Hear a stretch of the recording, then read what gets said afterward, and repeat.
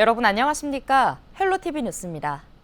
포천시 내촌면에 새로 들어선 납골당 건물이 논란이 되고 있습니다.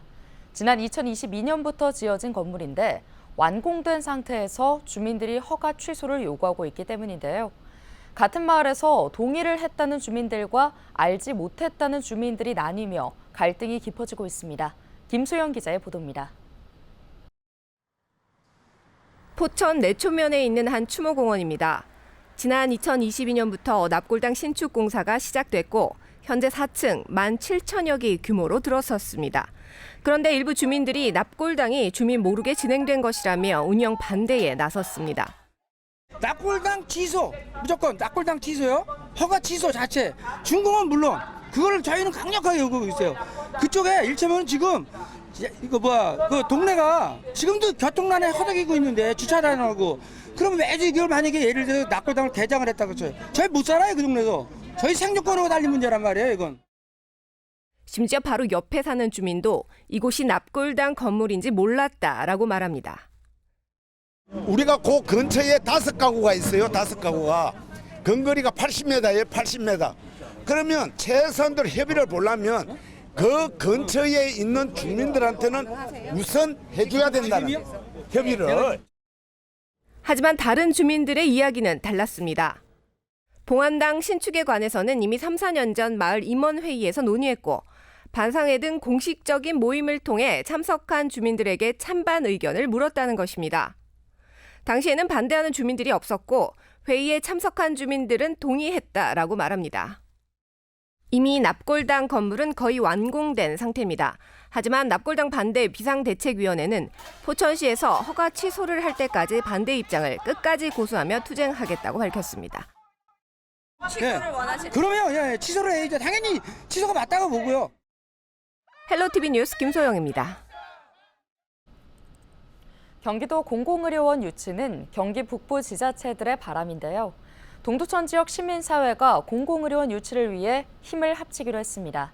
시민들의 마음이 결과까지 이어질 수 있을까요? 이재필 기자가 보도합니다. 동두천 지역 시민들과 정치권이 한자리에 모였습니다. 동두천 시민 공공의료원 유치단 결성을 공식적으로 선포하기 위해서입니다. 선포 시기는 박형덕 동두천 시장을 비롯한 지역 정치권과 동두천 시민 등 약 100명이 함께했습니다. 경기도는 동북부 지역에 공공의료원을 설치할 계획입니다. 동두천시를 포함한 경기 북부의 모든 지자체가 공공의료원 유치를 희망하고 있는 상황. 앞서 동두천시는 이미 건립된 재생병원을 공공의료원으로 활용해 줄 것을 경기도에 공식 건의했습니다.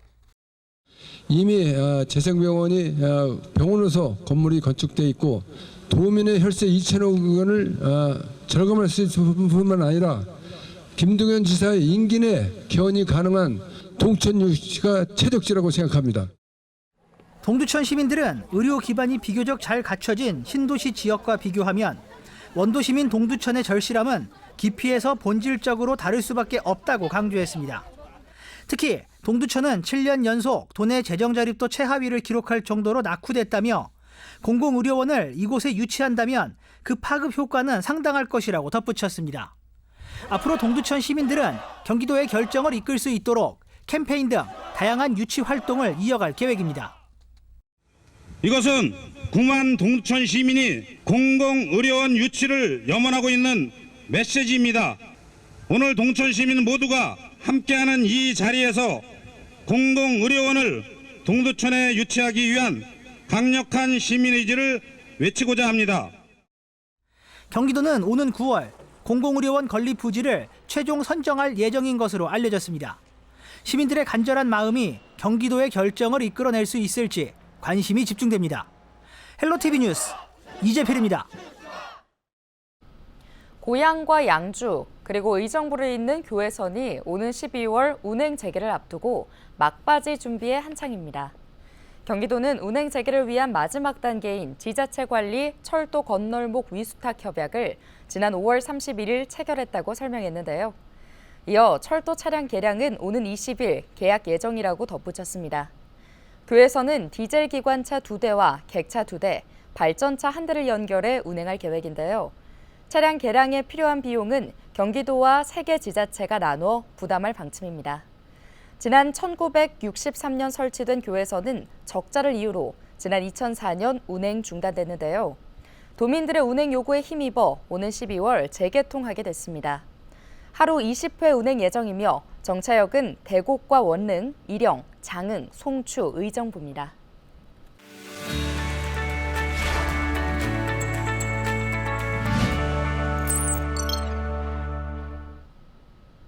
우리 지역 국회의원들의 활동 소식을 전해드리는 국회는 지금입니다. 이재강 국회의원이 1호 법안으로 대북전단 살포 금지법을 발의했습니다. 오물풍선 살포와 대북 확성기 방송 재개 등 남북의 강대강 대치로 인해 접경 지역은 공포와 불안의 시간을 보내고 있다고 이 의원은 강조했는데요. 이런 상황의 원인을 제공한 대북전단 살포 행위를 제재하기 위해 법안을 준비하게 됐다고 설명했습니다. 정성호 국회의원이 최근 국회 입법조사처에서 마련한 남북협력과 향후 과제를 주제로 한 세미나에 참석했는데요. 정 의원은 남북관계가 최악으로 치닫는 상황이지만 공통의 이해가 달린 환경 등의 문제에 대해서는 협력이 이뤄져야 한다고 강조했습니다. 특히 남북관계는 언제 어떻게 변화할지 모르기 때문에 인내심을 갖고 필요한 준비를 해나가야 한다고 덧붙였는데요. 이어 남북의 통일은 우리가 결코 포기해서는 안 된다고 강조했습니다. 김용태 국회의원이 드론을 이용해 북의 오물풍선을 포획한 후 안전한 장소로 이동시키는 방안을 고민해야 한다고 강조했습니다. 김 의원은 최근 열린 국민의힘 비대위원회 회의에서 이같이 주장했는데요. 아이디어의 구체적인 실현을 위해 포천시 그리고 국내 기업과 논의도 진행했습니다. 김 의원은 조만간 포천에서 관계기관과 함께 오물풍선 포획 시뮬레이션을 갖고자 한다고 말했습니다. 지금까지 국회는 지금이었습니다.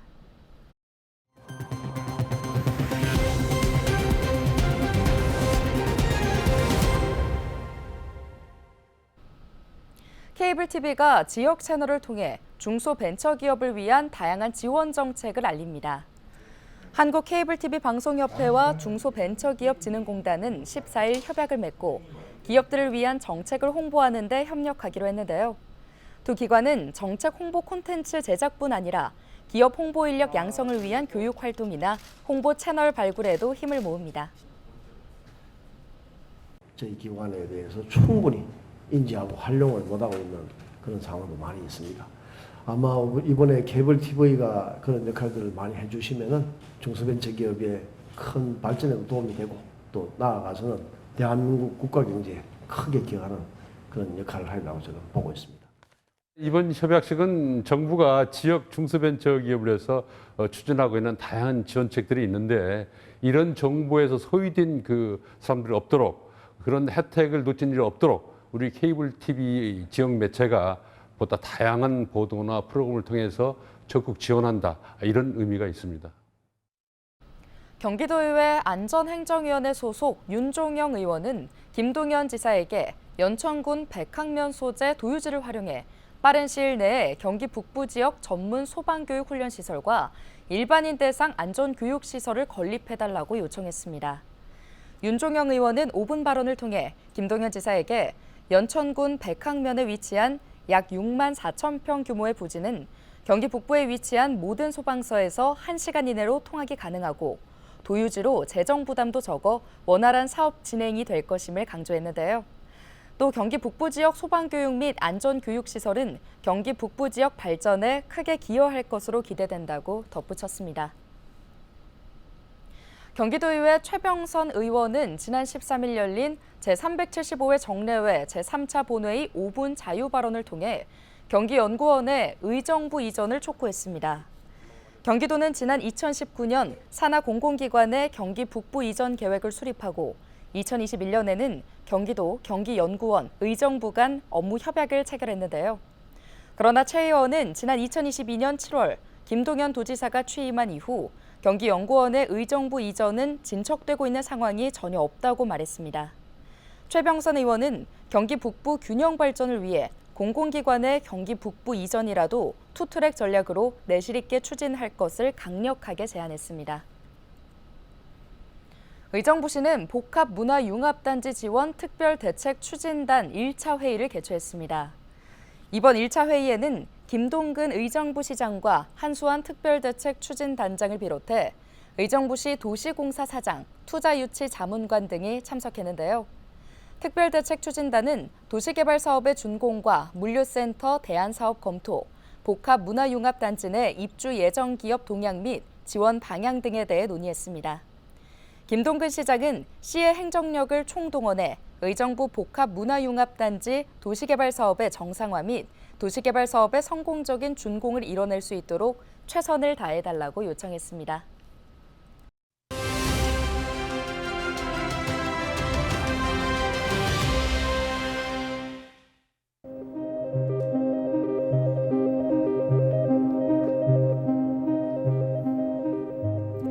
이른바 노실버존, 노키즈존에 이어 이번엔 아줌마 출입금지라는 팻말까지 등장하며 논란이 뜨거워지고 있습니다.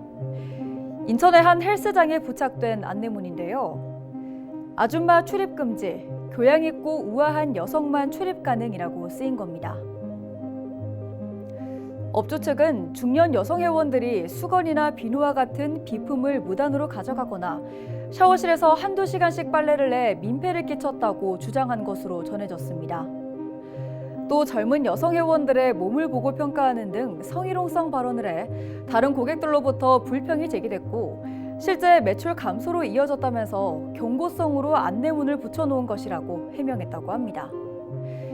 이해 못할 바는 아니지만 그렇다고 중년 여성 전체를 싸잡아 비난하면서 출입을 제한하려는 조치는 합리적이지 못하다는 지적도 있습니다. 손해를 끼치거나 다른 손님들에게 불쾌한 행동을 하는 손님에게 적절한 조치를 해야지 왜 특정 연령대의 여성 전체를 비아냥거리냐는 비판인데요. 어르신들을 겨냥한 노실버존 논란과 함께 벌어진 아줌마 출입금지 논란. 여러분은 어떻게 생각하십니까? 헬로티비 브리핑이었습니다.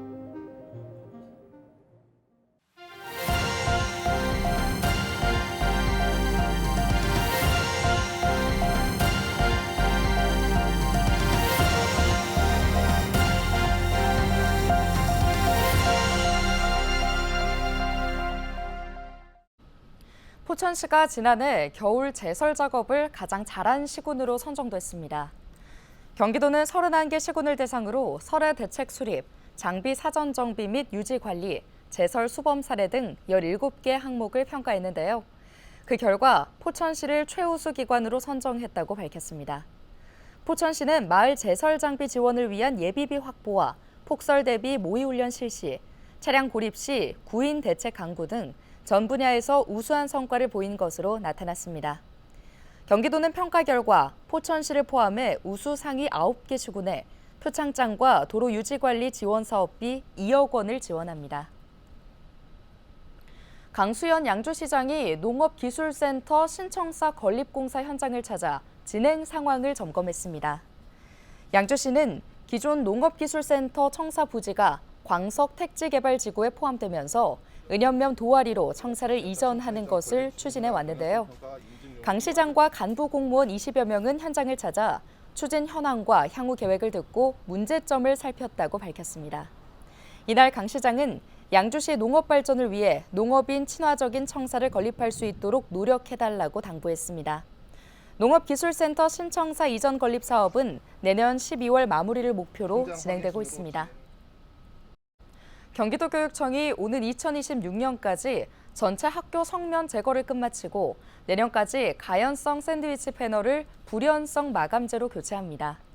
목표 기한 대비 성면 제거는 1년, 샌드위치 패널 교체는 6년씩 앞당긴 것으로 학교 시설 내진 보강에도 속도를 낼 전망인데요. 도교육청은 13일 언론 브리핑을 열고 안전한 교육 환경 조기 조성을 위해 1,555억 원을 투입하겠다고 밝혔습니다.